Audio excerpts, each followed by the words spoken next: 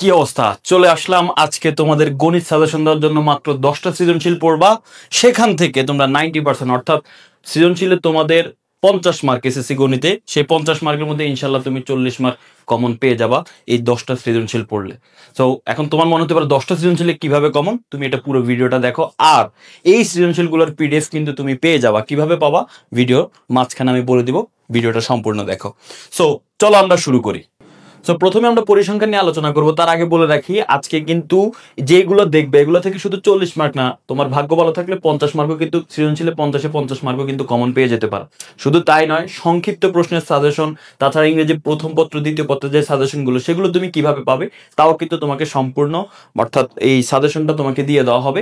সেটা ভিডিওর মাঝখানে ইনশাল্লাহ, তুমি শুধু ক্লাসটা আপাতত দেখে যাও। এখানে দেখো, পরিসংখ্যানের ক্ষেত্রে তুমি 6টা জিনিস: গড়মধ্যক, প্রচুরক, গণসংখ্যা, বহুভুজ, অজীব রেখা, আয়তলেখা, এগুলো ভালো করে পড়তে হবে। যেমন এখানে দেখো, এখানে সংক্ষিপ্ত পদ্ধতিতে গড়, এটা দেখবা ম্যাক মনে করো 99% স্কুলের টেস্ট পরীক্ষা এটা চলে আসছে।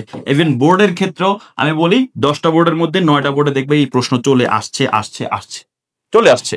তার পরবর্তীতে দেখো, উপাত্তের গণসংখ্যা, বহুভুজ নির্ণয় করো, এটাও খুবই গুরুত্বপূর্ণ। আর ক নাম্বারের জন্য এই যে কয়েকটা সংখ্যা দিয়ে তোমাকে গড়, মধ্যক, প্রচুরক নির্ণয় করতে বলতে পারে, তুমি গড়, মধ্যক, প্রচুরক নির্ণয় করে ফেলবা। অথবা তোমাকে এখানে মাঝখানে একটা এক্স দিয়ে বলবে যে গড় এত, এবার তুমি এক্স এর মান নির্ণয় করো। তো এগুলো কোথায় পাবো? ওই সংক্ষিপ্ত প্রশ্নের ওই প্রশ্নগুলো তোমাকে কিভাবে পাবো, তুমি ওই ভিডিওটা কিভাবে পাবা সেটা আমি তোমাকে বলে দিব, কোনো সমস্যা নাই। তাছাড়া দ্বিতীয় সৃজনশীলের ক্ষেত্রে তুমি এই যে সৃজনশীলটা ভালো করে দেখতে পারো। এখানে ওই যে মধ্যক ও প্রচুরক শ্রেণীর মধ্যমান, এখান থেকে তুমি মধ্যক শ্রেণী, প্রচুরক শ্রেণী নির্ণয় করবা, তাদের মধ্যমান নির্ণয় করবা। তাছাড়া এই উপাত্তের মধ্যক কিভাবে নির্ণয় করে, প্রচুরক কিভাবে নির্ণয় করে সূত্র ব্যবহার করে সেটা তুমি দেখবা, এবং অজীব রেখা কিভাবে অঙ্কন করে সেটা দেখবা।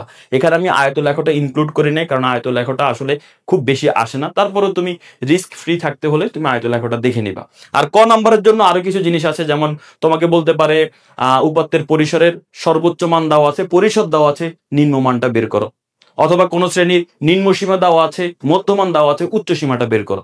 তো এগুলো গুরুত্বপূর্ণ ক নাম্বারের জন্য, শর্ট প্রশ্নের জন্য এগুলো ভালো করে দেখে নিবা, তাহলে হয়ে যাবে। তাছাড়া এইরকম টেবিল দিয়ে প্রশ্ন আসার সম্ভাবনা সবচেয়ে বেশি।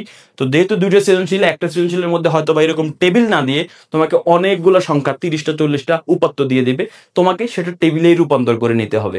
তো টেবিলে কিভাবে রূপান্তর করে নেয়, ওইরকম একটা ম্যাথ দেখে নিবা যে অনেকগুলো সংখ্যা দেওয়া আছে, সেখান থেকে গণসংখ্যা নিবেশন সারণী কিভাবে তৈরি করে সেটা দেখতে তোমার কয়ের জন্য হয়ে যাবে, সংক্ষিপ্ত প্রশ্নের জন্য হয়ে যাবে, আর খগত করতেই পারবা উপাত্ত থেকে টেবিল নির্ণয় করে।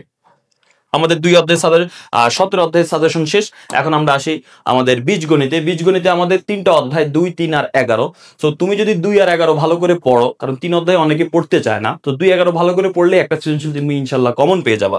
তো 2 অধ্যায়ের ক্ষেত্রে খুব বেশি টপিক নাই। এই 2 টু দি পাওয়ার n মানে পাওয়ার সেট নির্ণয় করে 2 টু দি পাওয়ার n কে সমর্থন করে এই ম্যাথটা ভালো করে দেখবা। আর কে কোনো একটা অন্যকে তালিকা পদ্ধতিতে প্রকাশ করে তার ডোমেন রেঞ্জ নির্ণয়, এটা হচ্ছে তুমি ভালো করে দেখে নিবা। আর এই যে যেমন এ ও বি পরস্পর নিশ্চিত সেট, ক নম্বরের জন্য, এমসিকিউর জন্য, শর্ট প্রশ্নের জন্য কিন্তু এগুলো গুরুত্বপূর্ণ। তাছাড়া তুমি আরেকটা সৃজনশীল দেখে যাবা দ্বিতীয় অধ্যায় থেকে, এই যে ফাংশনের ম্যাথগুলো দেখে যাবা, আবার বাম পক্ষ সমান ডান পক্ষ প্রমাণ কিভাবে করতে হয় সেটা দেখে যাবা।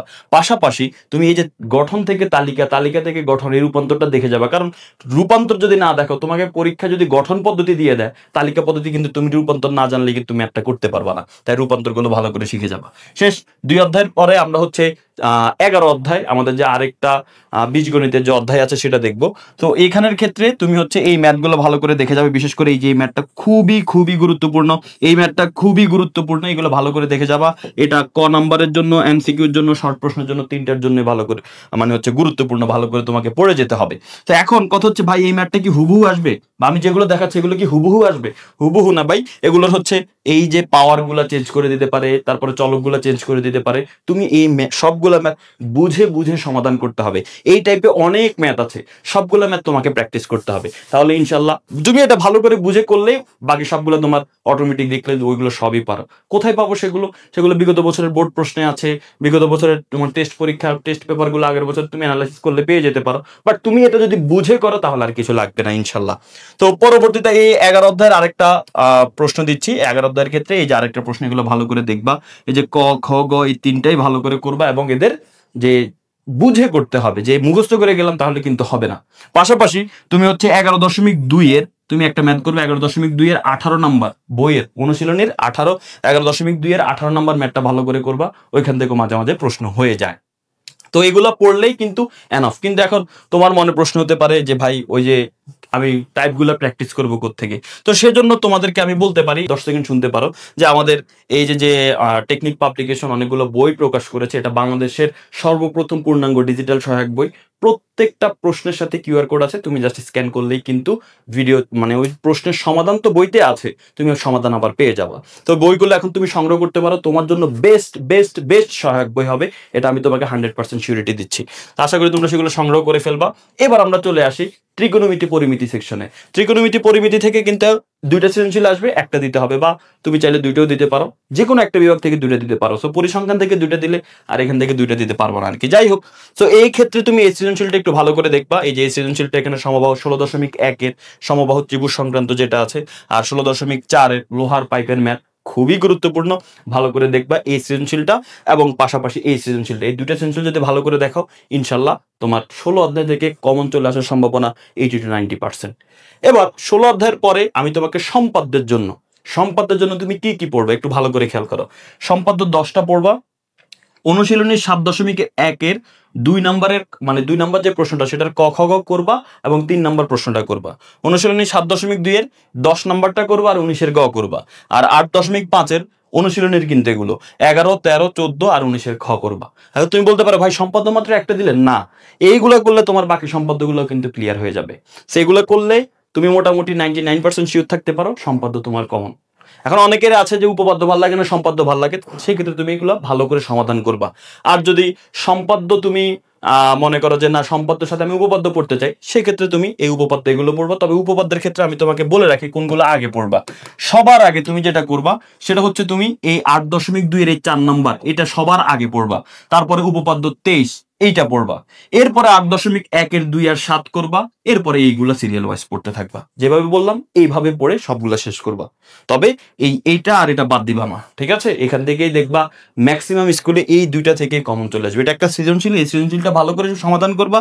এখানে কিন্তু উপপাদ্য 20 আছে, 20 কিন্তু এটার মধ্যেই আছে। তো এটা শেষ করবা আর এটা শেষ করবা সবার আগে। এরপরে বাকিগুলা সিরিয়াল ওয়াইজ শেষ করে ফেলবা, ইনশাল্লাহ কমন চলে আসবে। তো এখন 10টা তো হয়ে গেল, আমাদেরকে পিডিএফ দিবেন কিভাবে বলছি। তবে তার আগে রিস্ক ফ্রি থাকতে 50-50 পেতে তোমাকে আমি আরো কিছু এক্সাম, যেমন তৃতীয় অধ্যায়ের ক্ষেত্রে তুমি এই সৃজনশীলটা ভালো করে করবা, x⁵, খুবই গুরুত্বপূর্ণ। তার পরবর্তীতে হচ্ছে তুমি এই সৃজনশীলটা ভালো করে করবা, ইনশাল্লাহ তৃতীয় অধ্যায়ে তোমার ভাগ্য ভালো থাকলে কমন চলে আসবে। এই যে x⁵ এর ম্যাথ আর x = √3 + √2 এইরকম x এর মান প্রমাণের ক্ষেত্রে ম্যাথগুলো খুবই গুরুত্বপূর্ণ। আর পাশাপাশি একটা অধ্যায় বাদ গেল, সেটা হচ্ছে 9 অধ্যায়। সেটাই আমরা কেন বাদ দিব? 9 অধ্যায়ের ক্ষেত্রে তুমি হচ্ছে এই যে এই প্রশ্নগুলো এখানে যা যা দেওয়া আছে এই প্রশ্নগুলো তুমি ভালো করে সমাধান করে ফেলবা। এখন কথা হচ্ছে ভাই পিডিএফটা আমি কিভাবে পাবো? তুমি শুধু পিডিএফ না, এই পিডিএফটা পাবা পাশাপাশি এই পিডিএফ এর পাশে তুমি আমাদের ইংরেজি প্রথম পত্রের সাজেশন, ইংরেজি দ্বিতীয় পত্রের সাজেশন ভিডিও এবং হচ্ছে আমাদের যে বাংলা দ্বিতীয় পত্রের সাজেশন ভিডিও, বাংলা প্রথম পত্রের সাজেশন ভিডিও, এই সবগুলো পেয়ে যাবে। যদি এগুলো আমাদের ইউটিউবে ফেসবুকে আপলোড করা আছে, হয়তোবা তোমরা সবাই এখন রিচ করতে পারবা না। সো ওইগুলো সহ এবং এই পিডিএফ এর লিঙ্ক সহ তোমাকে দিয়ে দেওয়া হবে। শুধুমাত্র তোমাকে কি করতে হবে, তুমি তোমার 3টা ফ্রেন্ডকে মেনশন দিবা। তোমার এসএসসি 26 পরীক্ষার্থী 3টা ফ্রেন্ডকে মেনশন দিবা কমেন্টে। মেনশন দেওয়ার পরে ওই কমেন্টেই তোমার স্কুলের নামটা তুমি এখানে লিখে দেবে। স্কুলের নামটা মেনশন দেওয়ার পরে তোমার স্কুলের নামটা লিখে দিবা, ঠিক আছে? তারপরে তোমার ইনবক্সে অটোমেটিক হচ্ছে এই পিডিএফ এর সাজেশন মানে এই পিডিএফটার লিঙ্ক তোমাকে দিয়ে দেওয়া হবে, তুমি পিডিএফটা পেয়ে যাবা। তবে তোমার মেসেজ, তোমাকে যেন মেসেজ দেওয়া যায় এরকম যেন অপশন থাকে, অনেকে মেসেজ দেওয়া যায় না, সেটা করলে ইনশাল্লাহ হয়ে যাবে। আর যারা বই সংগ্রহ করতে চাও, যে নাম্বার দেখছো বা ওয়েবসাইট দেখছো সেখানে ভিজিট করতে পারো। আমি যে বললাম যে এটা হচ্ছে বেস্ট সহায়ক বই, তুমি একটা সংগ্রহ করে দেখো, তুমি অবশ্যই স্যাটিসফাইড হবে, দেখবে বাকি সবগুলো এমনি কিনে ফেলতেছো। তো সবাই ভালো থাকো, সুস্থ থাকো, সবার পরীক্ষা যেন ভালো হয় সেই দোয়াই থাকলো। আল্লাহ হাফেজ, আসসালামু আলাইকুম।